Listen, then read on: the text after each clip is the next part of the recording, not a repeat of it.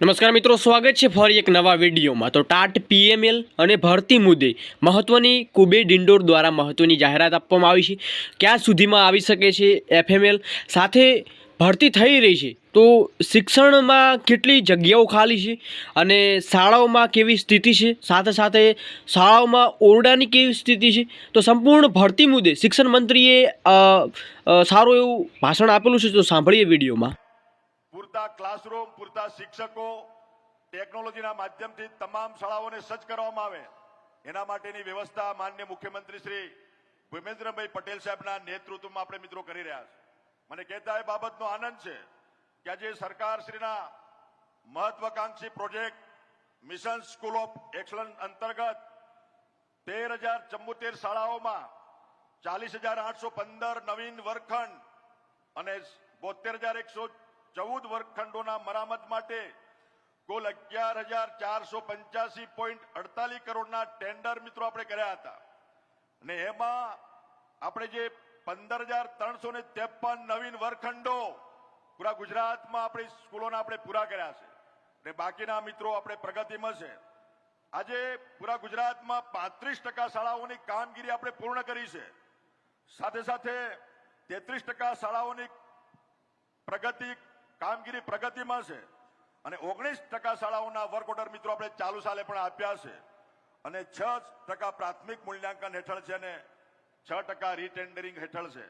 મને કહેતા બાબતનો આનંદ છે મિત્રો, આપણા દેશના પ્રધાનમંત્રી નરેન્દ્રભાઈ મોદી સાહેબે 21મી સદી ટેકનોલોજીની સદી છે।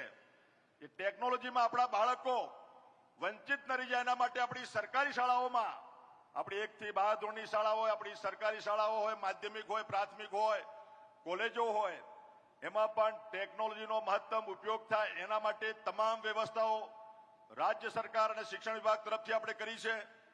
મોદી સાહેબે પીએમ શ્રી સ્કૂલો પૂરા દેશમાં મિત્રો આપી, એમાં આપણા ગુજરાતમાં 448 સ્કૂલો પીએમ શ્રી સ્કૂલ અંતર્ગત મિત્રો કાર્યરત છે।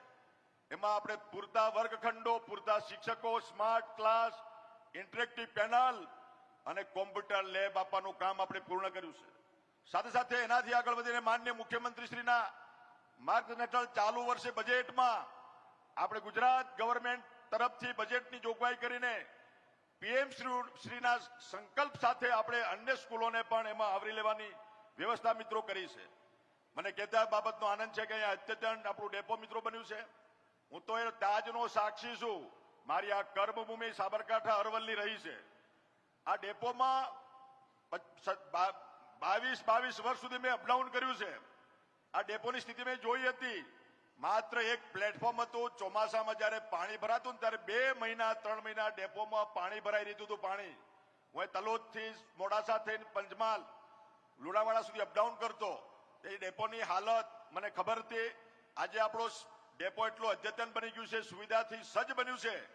આવનારા સમયમાં આપણે વાઈફાઈથી પણ આપણે ડેપોને મિત્રો જોડવાના છે, કામ પણ આપણી રાજ્ય સરકાર મિત્રો કરી રહી છે।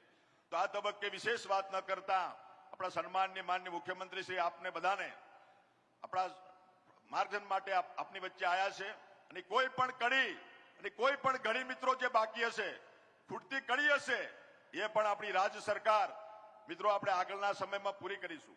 મને કહેતા બાબતનો આનંદ છે કે માનનીય મુખ્યમંત્રીશ્રીના નેતૃત્વમાં આપણી ગુજરાતમાં જે આપણી સ્કૂલોમાં જે ભરતી બાકી હતી પૂરેપૂરું મહેકમ ભરાય એના માટે એમને મંજૂરી આપી। આજે 31,700 જેટલા શિક્ષકોની પહેલા ધોરણથી લઈને 12મા સુધીના શિક્ષકોની ભરતી પ્રક્રિયા ઓલરેડી ચાલુ છે। ટૂંક સમયમાં એ તમામ આપણે પૂર્ણ કરીશું અને મને કહેતા એ બાબતનો આનંદ છે કે આપણો અરવલ્લી જિલ્લો એમાં મહેકમમાં માત્ર 1 થી 5માં 12 શિક્ષકો ઘટે છે અને 6 થી 8માં માત્ર 3 શિક્ષકો ઘટે છે અને એ 3 શિક્ષકો પણ આપણી આ વિદ્યા સહાયકમાં આપણે એની મંજૂરી આપી છે। એટલે અરવલ્લી જિલ્લામાં તો 100% મહેકમ શિક્ષકોનું આપણે પૂરેપૂરું મિત્રો ભરવા જઈ રહ્યા છે। આ પણ એક ગૌરવની બાબત છે। આ તબક્કે પુનઃ સન્માનિત મંચ ઉપસ્થિત દેવતુલ્ય વડીલો, માતા બહેનો, યુવાનો, પત્રકાર મિત્રો, મીડિયાના મિત્રો, તમારા બધાનું સ્વાગત કરું છું, આવકારું છું। બોલો ભારત માતા કી। તો મિત્રો, કેવું લાગ્યું છે સંપૂર્ણ ભાષણ જરૂરથી કમેન્ટમાં લાઈવમાં જણાવજો અને વિડીયો પસંદ વિડીયો લાઈક કરજો અને ખાસ નવા છો ચેનલ ઉપર તો ચેનલને સબસ્ક્રાઈબ કરી તમારા મિત્ર વર્તુળ સર્કલમાં જરૂર શેર કરશો। ધન્યવાદ।